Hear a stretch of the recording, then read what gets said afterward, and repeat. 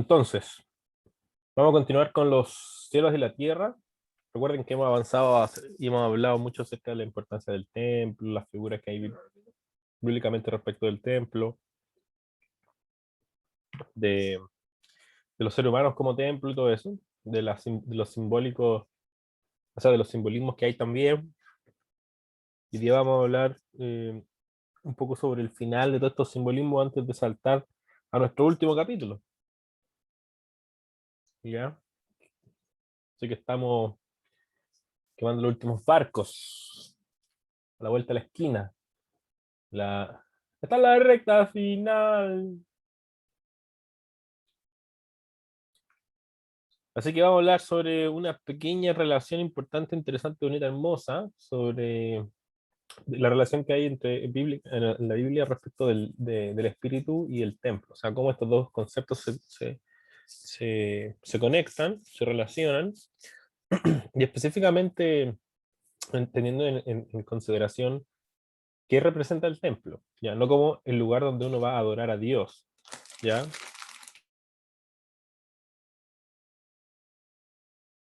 Vengo a adorar a Dios. Él vino a mi vida. Ya, no como el lugar de adorar a Dios, sino que el templo, como el espacio, perdón, como el lugar donde el espacio de Dios se junta con el espacio del hombre. Vale decir, donde los cielos se reúnen con la tierra como en el inicio. Y en esa mentalidad, entonces, vemos cómo está relacionado el espíritu. Y ahí que el espíritu de Dios, cómo el espíritu de Dios está relacionado a eso. O sea, la presencia de la relación que tiene el espíritu con ese espacio. Ya hemos hablado un poquito acerca de los simbolismos ya, del viento, del fuego, todo eso. Pero hay una relación que es mucho más cercana y que es temática, ya que es bastante temática. Y es una relación que podemos ver en el principio, en la Biblia, o sea, al principio de la Biblia, eh, cuando vamos al libro de Génesis, ya, en el primer capítulo, en la primera página de la Biblia, eh, los autores, el autor ahí nos introduce al espíritu ya de Dios como alguien súper importante, fundamental, eh, el agente por el cual Dios creó el universo.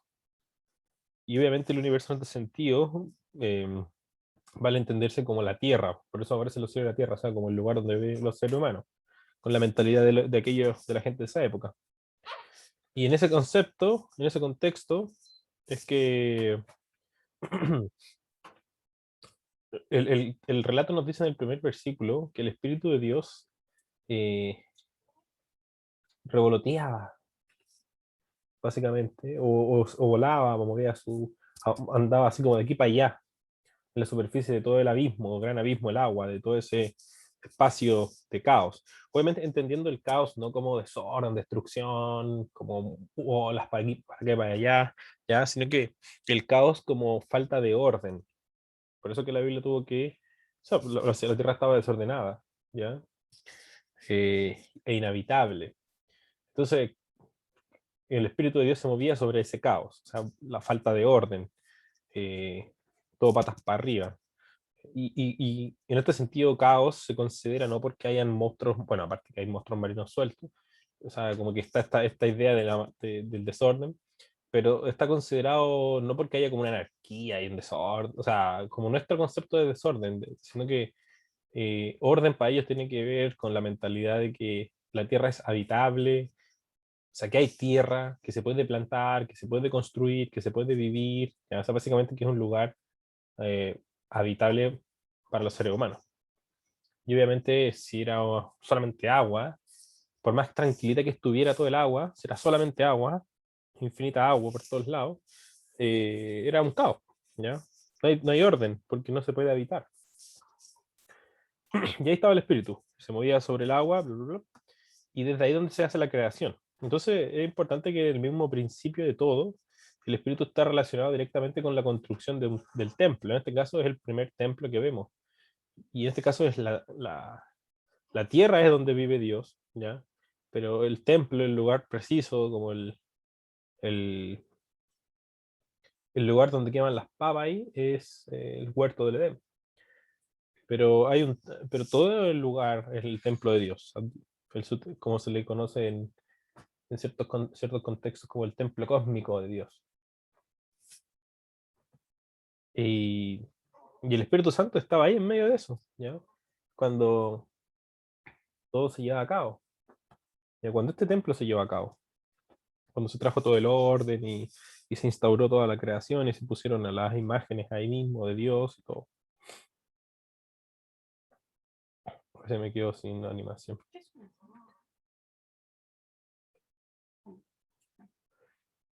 Otra cosa importante es que la palabra espíritu, ya, o sea, perdón, espíritu, es una de las formas en que los autores del Antiguo Testamento ya usan para poder referirse a esa presencia personal de Dios invisible, ¿ya? Pero también poderosa.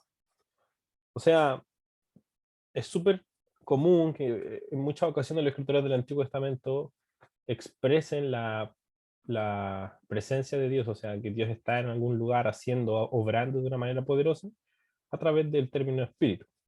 Ahora, es importante que en hebreo la palabra espíritu, y esto ya lo hemos comentado, ya es, pero un formalismo que lo vamos a decir de nuevo, ruach, o ruach, dicen algunos ruach, eh, significa viento, significa brisa, aliento, ¿ya? Eso es importante también. Y es normalmente que esta palabra, este concepto, se usa muchas veces para referirse a cada vez que Dios estaba de manera activa funcionando, o sea, la presencia activa de Dios funcionando en la tierra, trabajando en la tierra. Generalmente los autores usarían el término ruach, ¿ya? Que si uno se da cuenta, viento, aliento, es algo invisible, pero que produce un efecto significativo. O sea, el aliento representa un efecto, es como un aire, obviamente, un viento que nos sale de la boca, pero que es totalmente significativo porque es la representación de que las personas están vivas. Por eso si uno lo piensa bien en la creación, cuando hacen a Adán y Eva, o sea, Dios sopla el aliento en las personas y las personas son un ser viviente.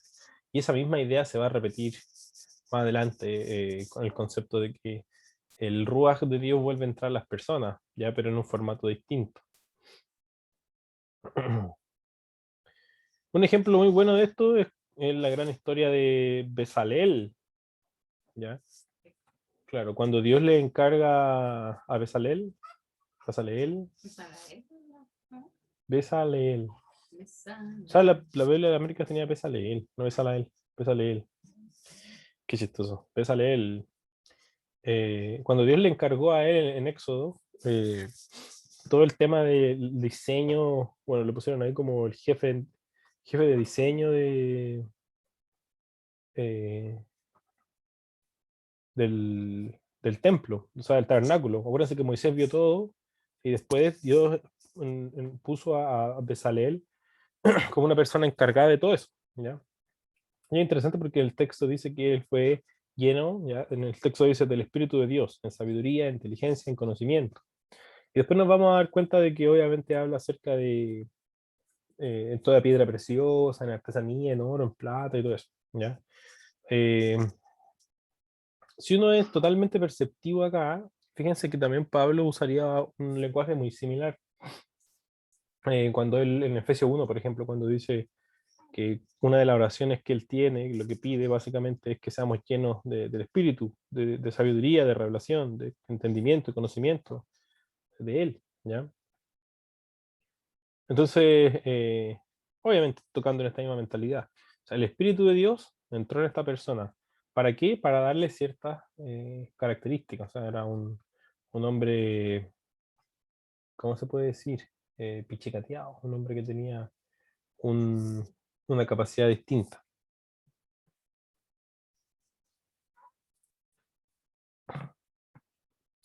En este caso, entonces, tenemos como un paralelo súper interesante entre Génesis 1, donde el Espíritu de Dios está trabajando en el mundo para crear un templo, y ahora tenemos el Espíritu Santo, el Espíritu de Dios de nuevo, trabajando en el mundo para hacer un tabernáculo, ¿ya?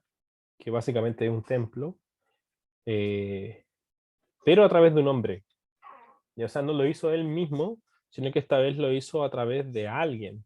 Pero esa persona, ese alguien que era el encargado de llevar a cabo toda esta obra, la creación de esta obra y el orden de esta obra y la puesta en realidad de esta obra, ha sido potenciado, fortalecido por el espíritu mismo, ¿ya? O sea, el espíritu está involucrado de nuevo, pero a través de un agente esta vez. Y él está for- empoderando, fortaleciendo, dándole esta energía especial, capacidad especial a esta gente para que lleve a cabo la construcción de un tabernáculo.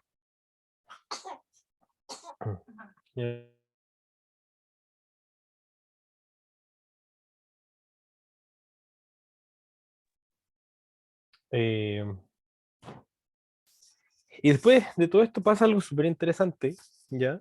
Y más adelante, que es la historia de Ezequiel, bueno, para contextualizar de nuevo un formalismo, yo creo que la mayoría conocemos la historia de Ezequiel, más o menos por el contexto en el que ocurrió.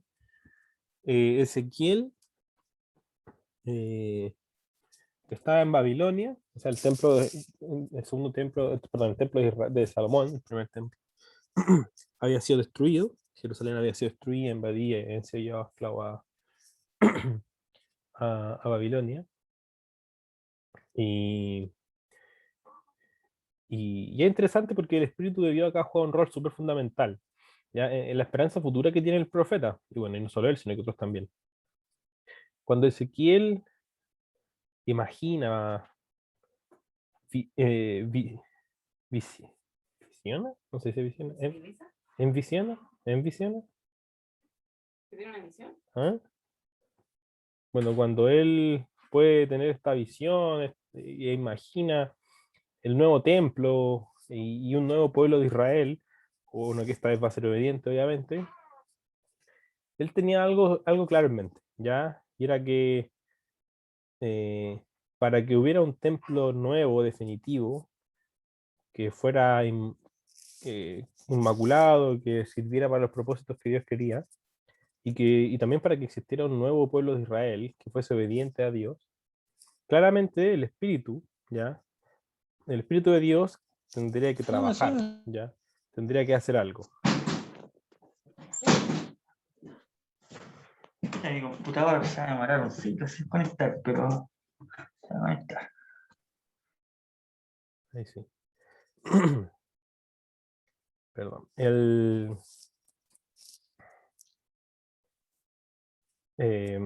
entonces, es por eso que cuando llegamos al capítulo 36 de Ezequiel, él, hay una promesa súper importante ya en la que Dios, o sea, el Espíritu de Dios, esta presencia creativa, poderosa, activa, o sea, no es que el Espíritu de Dios no sea una persona de la Trinidad, sino que se representa como se representa como a Dios en formato activo. Cada vez que Dios está haciendo algo de manera activa en el mundo, eh, se usa el término de espíritu, ya como habíamos comentado.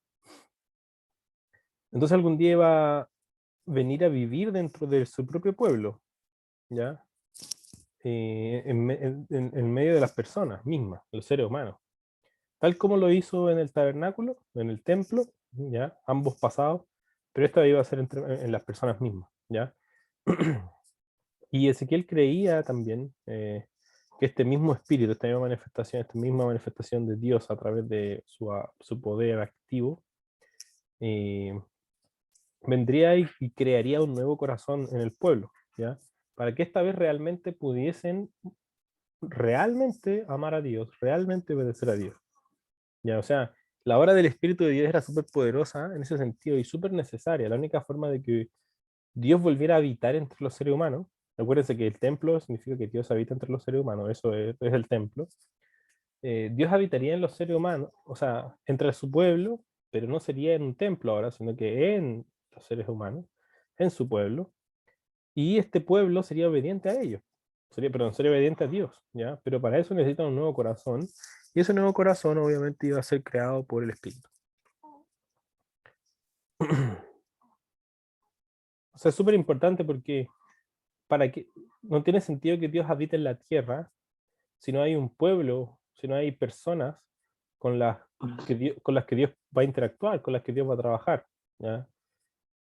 pero para que las personas puedan participar de Dios, tienen que estar con, obviamente, características específicas, ciertas reglas, como hemos conversado, que había en Levítico, por ejemplo.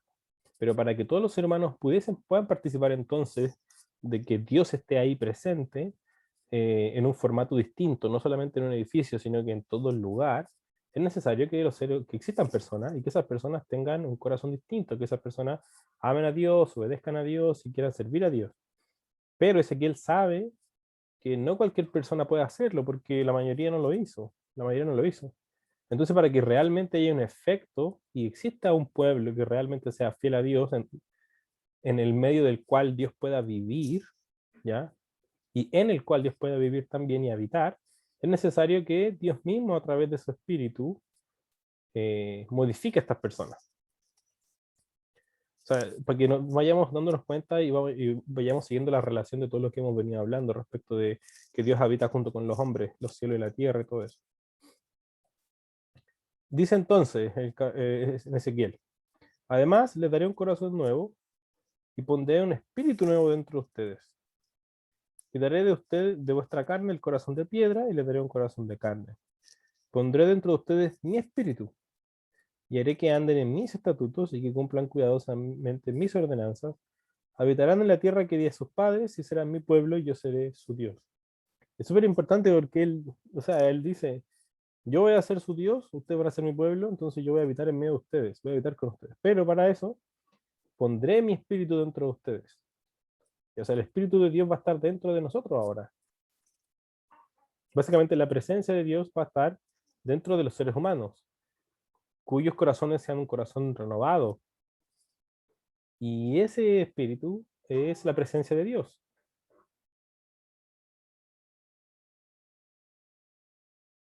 Vale decir que Dios está ahí. ¿Y dónde ocurría eso? En el templo o en el tabernáculo. ¿Ya? O sea, el lugar donde se reúnen los cielos y la tierra es el lugar donde se manifiesta Dios a través de la presencia de Dios, de su espíritu.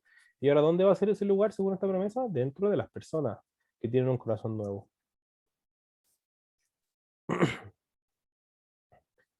Entonces, después de esta notable promesa, en el siguiente capítulo, el 37, hay una visión súper importante que para los más entendidos, no, para los que tienen más tiempo en la iglesia y han leído más o han escuchado más predicaciones, perdón, está la visión del Valle de los Huesos Secos.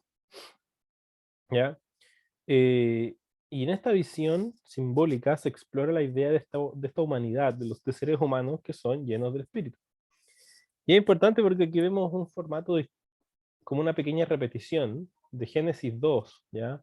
Donde el Espíritu de Dios es el que entra a las personas y les da vida. O sea, hay cuerpos vacíos y el Espíritu de Dios es el que les da vida a estas personas. Hijito.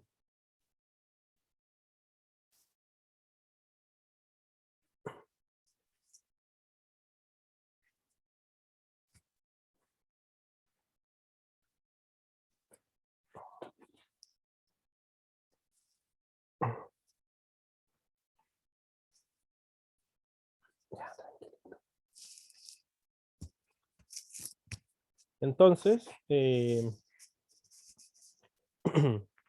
este mismo contexto nos vamos a encontrar con este paralelo, ¿ya?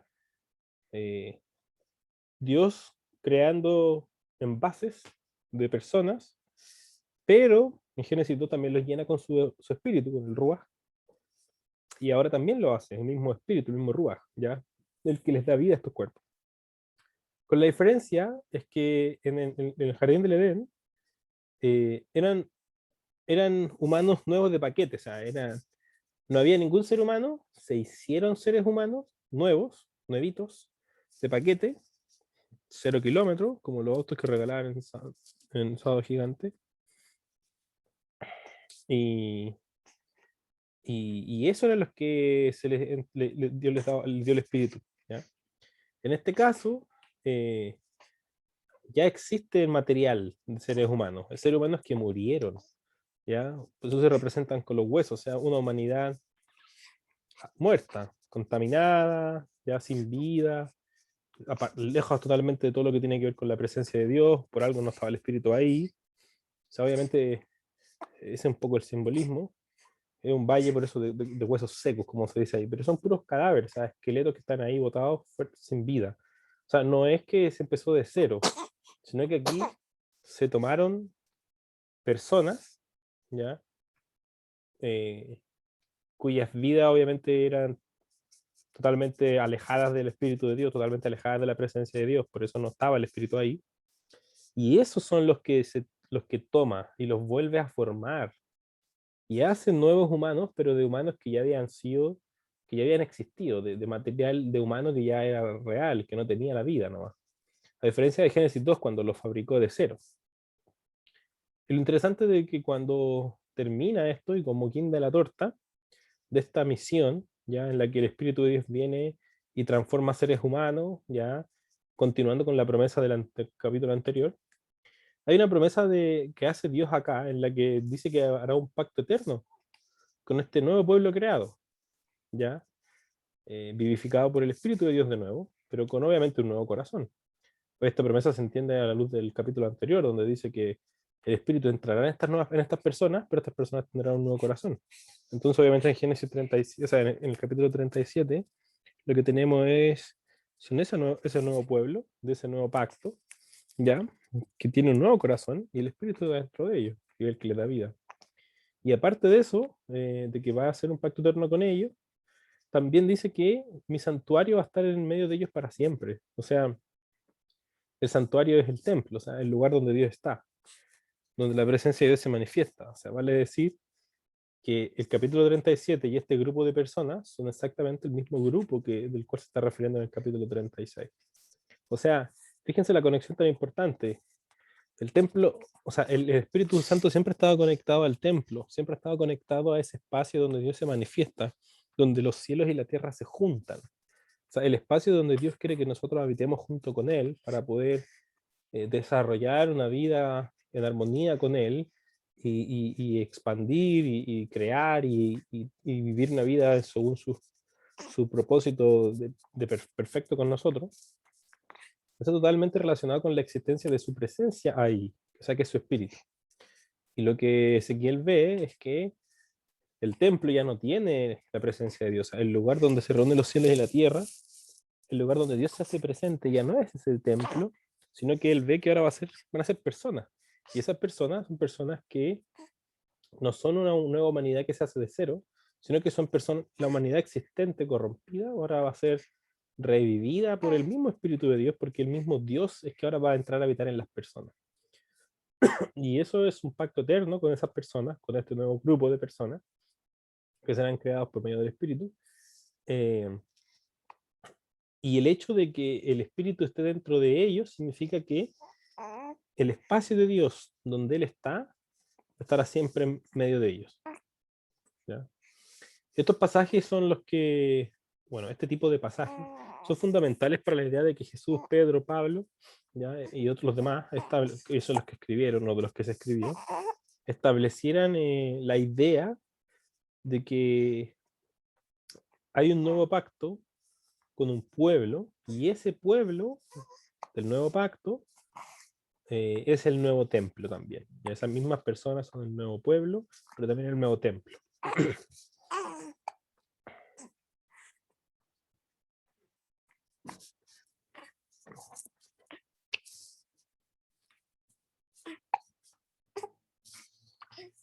Y ahora me gustaría hablar de un asunto súper interesante, como un dato rosa nomás de la vida, y es de una secta de esa época, ¿ya? Una secta iluminada, porque, bueno, cacharon algunos asuntitos. Y resulta, bueno, es la secta del Qumran, ¿ya? En el primer siglo, ya en la época de Jesús, no era parte común, de hecho súper poco común, de la cultura judía, la idea de que el nuevo templo iba a estar representado con personas, o sea que los humanos podrían ser el templo. Pero Jesús no fue la única persona que tenía esa idea, ¿ya? Hay una secta, que es la secta del Qumran, ya los mismos que escribieron el rollo, los rollos del Mar Muerto que tenemos ahora.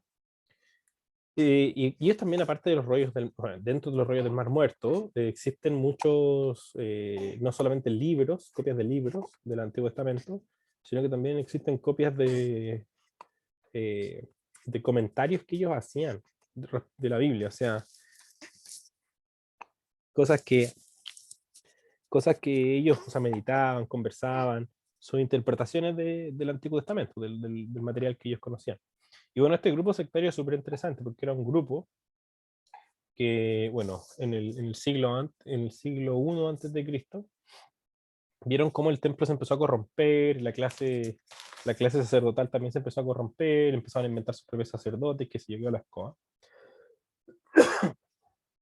Y ellos eran personas fieles a servir a Dios de la manera correcta, para que no quedara la escoba de nuevo con Israel. Entonces decidieron apartarse y se fueron a vivir al desierto. ¿Ya?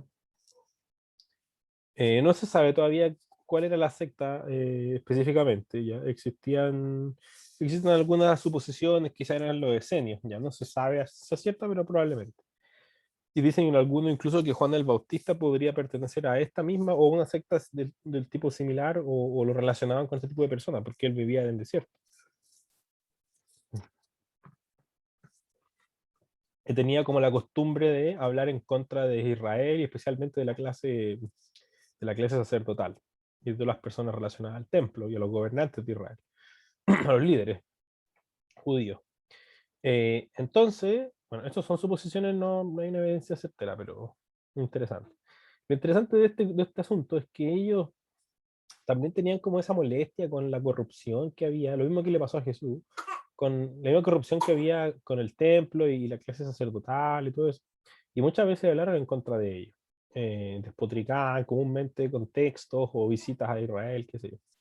Y la idea de ellos era que la gente se saliera de ahí y pudiera acercarse.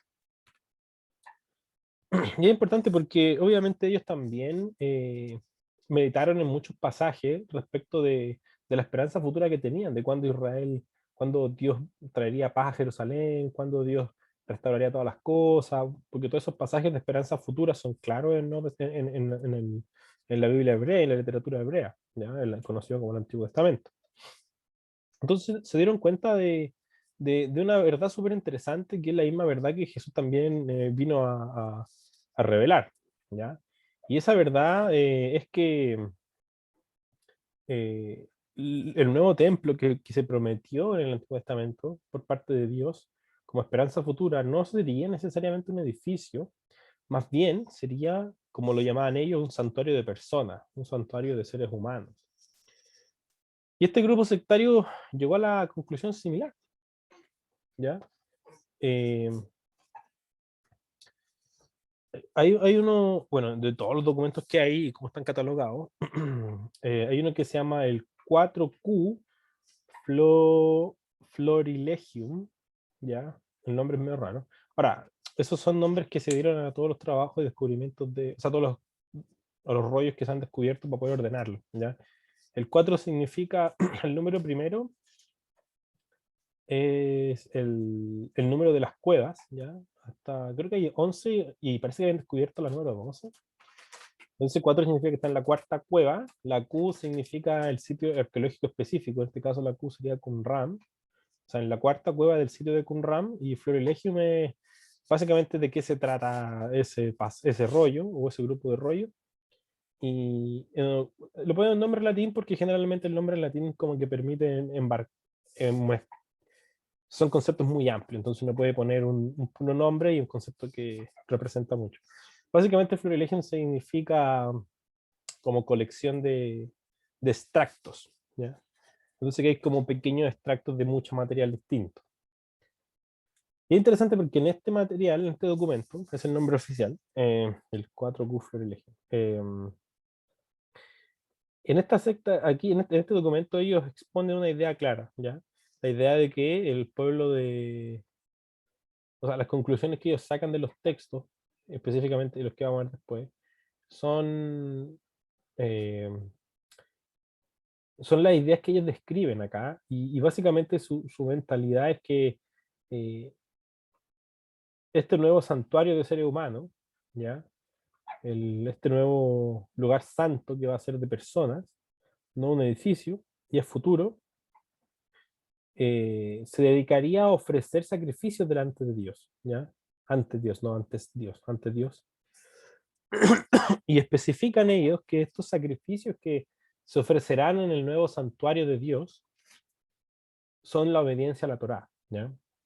Ellos meditan que en el nuevo templo que Dios hará, que son personas, no se sacrificarán animales ni ofrendas de ningún tipo externas, sino que las ofrendas que se sacrificarán constantemente al Señor son de una fiel y verdadera obediencia a la instrucción que Dios ha dado, que la Torá.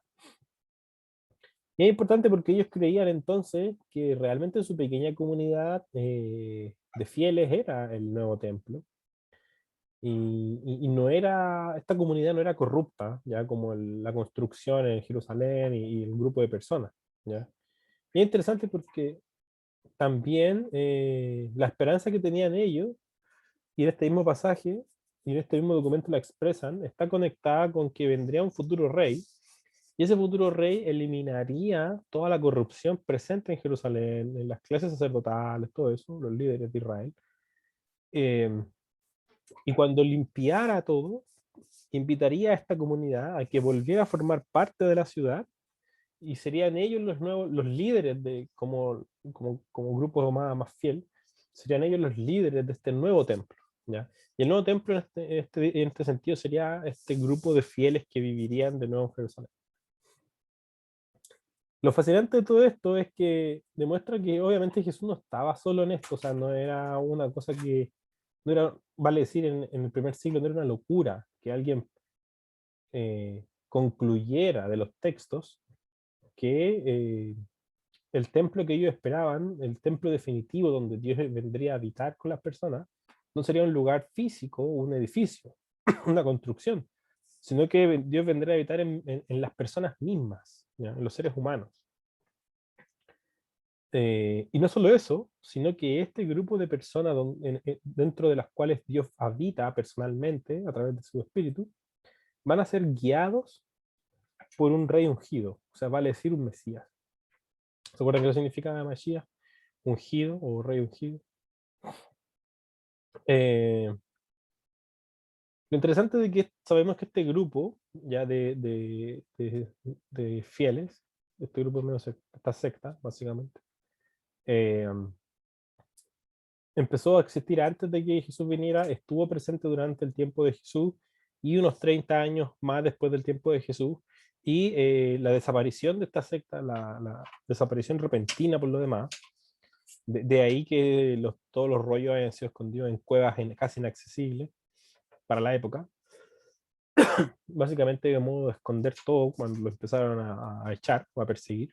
Y este proceso de desintegración de la secta por persecución está relacionado y es al mismo tiempo también de cuando se llevó a cabo la revuelta en Jerusalén, la cual eventualmente se desencadenó en los eventos del año 70. La destrucción del templo, todo eso. Ahora, lo interesante es que no sabemos si es que alguno de ellos se habrá convertido al movimiento de Jesús, si es que alguno habrá escuchado de Jesús, de que él realmente, y ellos habrían sentido una gran relación obviamente con esto, o sea, un rey ungido que venía y hablaría de que el templo era en persona, qué sé yo, obviamente sería muy atractivo para ellos y probablemente muchos podrían haberlo interpretado como que él hubiese venido, ¿ya? Imagínense que por harto tiempo ellos esperaban eh, poder convertirse y poder ser partícipe del nuevo templo humano, ¿ya? Y cuando vino Jesús, esa realidad se hizo visible en la predicación de él y en su trabajo. Entonces no sabemos si la esperanza de ellos se llevó a cabo, si es que alguno de ellos lo supo y se volvió seguidor de Jesús, qué sé yo. Entonces será una duda que quedará para siempre ahí en la historia. Y los textos que se mencionan en el documento, o sea, los textos que ellos usan, de los que estaban meditando y leyendo y llegaron a estas conclusiones, ya, que después mencionan como el templo, el santuario de seres humanos, las personas donde Dios va a habitar y todo eso, son 2 de Samuel 7, Éxodo 15 y Amós 9, ¿ya? Son los que están acá. 2 de Samuel, bueno, en la promesa que hace Dios a David y más adelante dice, asignaré también un lugar para mi pueblo Israel y lo plantaré allí a fin de que habite en su propio lugar y no sea perturbado de nuevo. ni lo aflijan más los malvados como antes. Y como desde el día en que ordené que hubiera jueces sobre mi pueblo Israel, te daré reposo de todos tus enemigos, y el Señor también te hace saber que el Señor te edificará una casa. Cuando tus días se cumplan y reposes con tus padres, levantaré a tu descendiente después de ti, el cual saldrá de tus entrañas, y estableceré su reino. Él edificará casa a mi nombre, y yo estableceré el trono de su reino para siempre. Yo seré padre para él, y él será hijo para mí. Cuando cometa iniquidad, lo corregiré con vara de hombres, y con azotes de hijo de hombres. El otro pasaje también que ellos meditan, o sea, y toman en anexo, dice, tú los traerás y los plantarás en el monte de tu heredad, el lugar que has hecho para tu morada, oh Señor, el santuario, Señor, que tus manos han establecido. El Señor reinará por siempre jamás. Por siempre jamás. Y el Amós dice, en aquel día levantaré el tabernáculo caído de David, repararé sus brechas, levantaré sus ruinas y lo reedificaré como en tiempo pasado. Imagínense, ellos toman estos pasajes y a la luz de todo lo que ellos habían entendido y analizado, concluyen de este pasaje que Dios, o sea, que habrá un futuro rey que viene del linaje de David, que será el que será, o sea, que será levantado, restituido como el rey de Israel, y que será quien los guíe y quien reine sobre ellos en el lugar donde que Dios dará para que ellos puedan vivir, o sea, que es el Monte Santo, que es Jerusalén. Y hará un santuario, y él mismo construirá un lugar donde estará un santuario. Y ellos entienden a través de estos pasajes y otros, estos son los que aparecen en este documento, pero de otros más, de otro entendimiento, de otras cosas más que meditaron, obviamente, ellos concluyen que este nuevo templo que Dios hará, este nuevo santuario, que se hará visible cuando venga este rey descendiente de David, y Dios restaure las cosas y haya paz final para los fieles, será un templo de personas, ¿ya? Y bueno, eso, continuaremos la próxima semana.